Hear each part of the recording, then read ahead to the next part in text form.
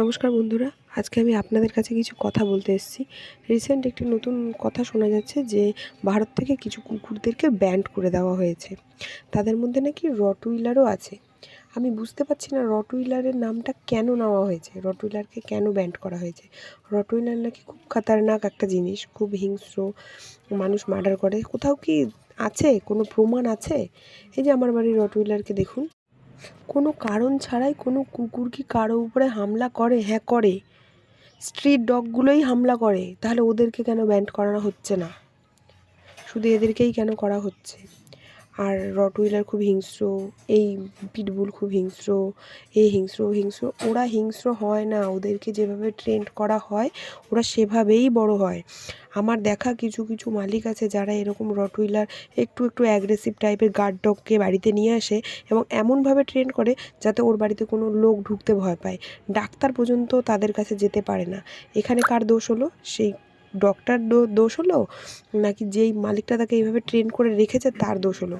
তাই তাদেরকে যদি ব্যান্ড করতে এত ইচ্ছা হয়, তাদের সাথে তাদের সেই সব মালিকগুলোকেও ব্যান্ড করুন যারা তাদের সাথে এইভাবে তাদেরকে ট্রিট করেছে, তাদেরকে এভাবে হিংস্র তৈরি করেছে। এই যে আমার বাড়ির রটউইলারকে দেখতে পাচ্ছেন, আমি এটুকু গর্ব করে বলতে পারি যে অনেক ল্যাব আছে, অনেক অন্য জাতের ডগ আছে যারা হলো ফ্যামিলি ডগ বলে যাদেরকে মানা হয়, কিন্তু তারাও প্রচণ্ড হিংস্র হয়। আমি একবার আমার রটউইলারকে নিয়ে ডাক্তারের কাছে গেছিলাম। আমি ওখানে একটা ল্যাবকে দেখেছি এমন করছে যে ডাক্তার পর্যন্ত বকাবকি করছে যে এরকম কি করে হতে পারে, যে ছুতে দিচ্ছে না, একদম সরাসরি হামলা করে দিচ্ছে। তাহলে সেই ল্যাবটার কি দোষ? ল্যাব ফ্যামিলি ডগ, কিন্তু সে হামলা করছে বলেও তাকে ব্যান্ড করা হবে না।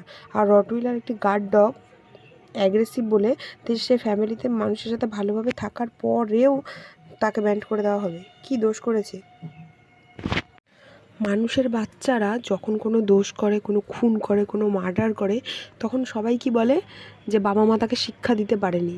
তাহলে এই রটউইলারের বেলা কেন এটা বলা হচ্ছে না যে তাকে বাবা মা ভালো করে, তাদের ওনাররা ভালো করে ট্রেন করতে পারেনি বলে আজকে সে হিংস্র হয়ে গেছে? কেন সরাসরি তাকে ব্যান্ড করে দেওয়া হচ্ছে?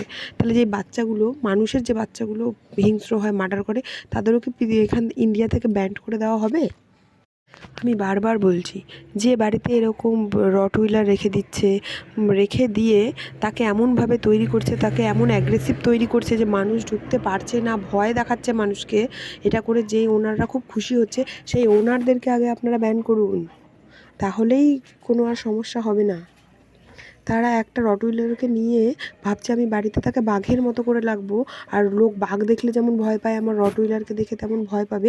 এটা কি ধরনের মানসিকতা? এই মানসিকতার জন্য আজকে এইসব ভালো ভালো ব্রিডের কুকুরগুলো, ভালো ভালো ব্রিডগুলো বদনাম হয়ে যাচ্ছে। শেষে একটা কথাই বলবো, দোষ ওনারদের, এদের